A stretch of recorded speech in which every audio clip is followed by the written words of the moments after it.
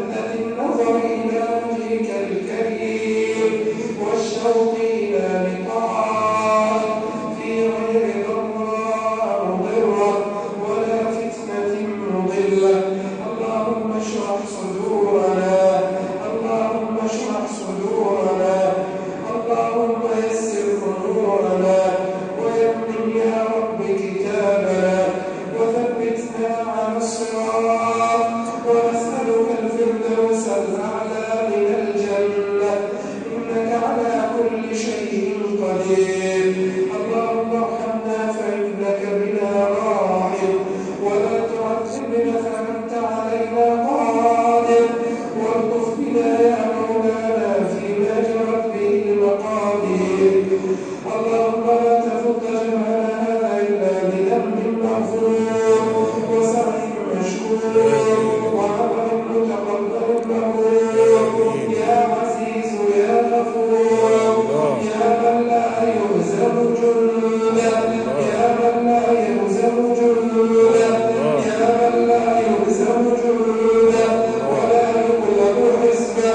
انصر إخواننا المجاهدين في غزة، اللهم انصرهم على عدوك وعدوهم، اللهم انصرهم على عدوك وعدوهم، اللهم يسر امورهم واجمع كلمتهم وسدد رميتهم واشف مرضاهم وتقبل شهداءهم. اللهم عليك بعدوهم يا من لا يعجزه شيء في الارض ولا في السماء. أرنا في اليهود آية، اللهم أرنا فيهم آية.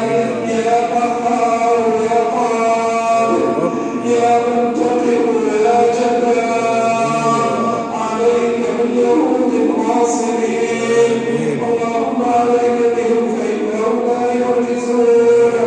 اللهم أرنا فيهم عجائب قدرتك، اللهم أنجي إخواننا المستضعفين من بينهم يا رب العالمين. اللهم تقبل دعاءنا لهم، اللهم تقبل دعاءنا لهم. اللهم إنك عفو تحب العفو فاعف عنا. اللهم بلغنا ليلة القدر وامح عنا كل وسوء، وامح عنا كل وسوء يا رب لا تخيب فيك رجاءنا.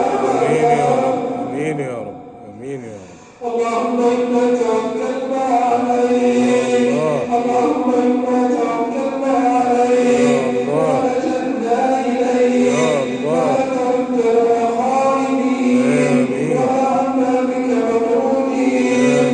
اللهم أعد رمضان علينا وأمم علينا وأسئلة المدينة ونحن على خير حال. وارزقنا يا ربنا الإخلاص في القول والعمل والسر والعلن، إنك على كل شيء قدير. وصلى اللهم وسلم وبارك على سيدنا ونبينا الله محمد.